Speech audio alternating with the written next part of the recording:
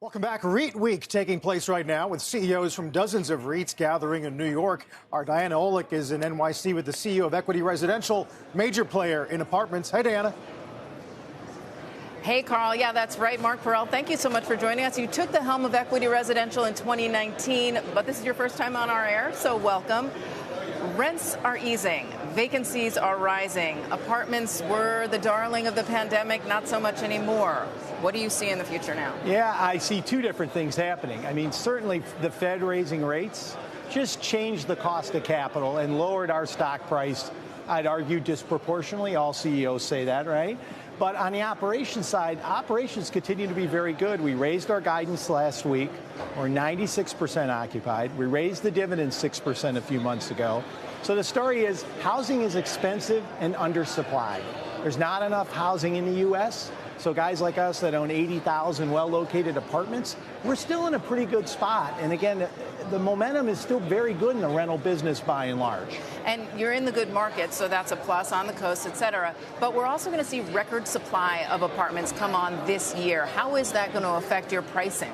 And that's just a great point. So our markets, just very quickly, Boston Metro, D.C. Metro, New York Metro, Southern Cal, Northern Cal, and Seattle. And we have 5% in the Sun Belt. So we see that Sun Belt pressure.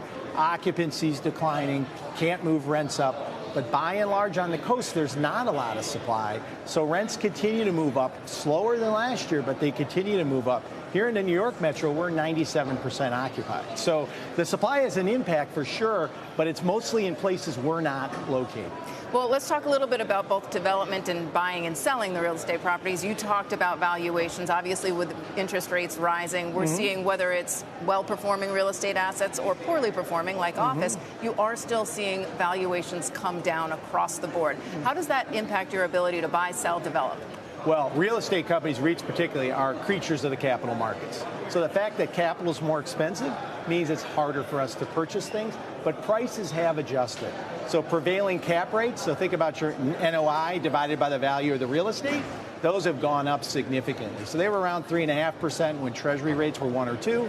Now the Treasury rates are 3.7, approaching 4. Cap rates are up in the 5. So everything is sort of adjusted. But public real estate, particularly ours, has over-adjusted. For example, the value of our company is down 30 to 35% from peak, but yet the value of the underlying real estate is only down 12, 15%. So there is a disconnect there. The street fears additional rate increases, looks at apartments, and again, has the supply picture. But folks like us that aren't in those Sunbelt markets are at an advantage right now, and that's what we're talking about here at this event. Well, let's talk about the Sunbelt markets a little bit. You are still seeing migration to the south. That's where real estate is strongest. But it's also where we're seeing a huge boom in investment in single-family rental properties, build to rent. The builders are now building single-family rentals. You are vertical, they are horizontal. How is that competition eating into you, especially not here in New York City, you're not going to see single-family rentals, but out in a place like Atlanta where you're growing? It is a great point. We serve an affluent renter base, and even before the pandemic, we saw them moving to places like Atlanta, Dallas, Austin, and we started to buy there. The pandemic interrupted that, but when we compete, it really is mostly against other apartment owners because we're in the closer in suburbs and in the urban core, and you see a lot more single family for rent further out you go. For example, this year, last quarter, only 8% of our residents moved out to buy a home, which was near the lowest it's ever been.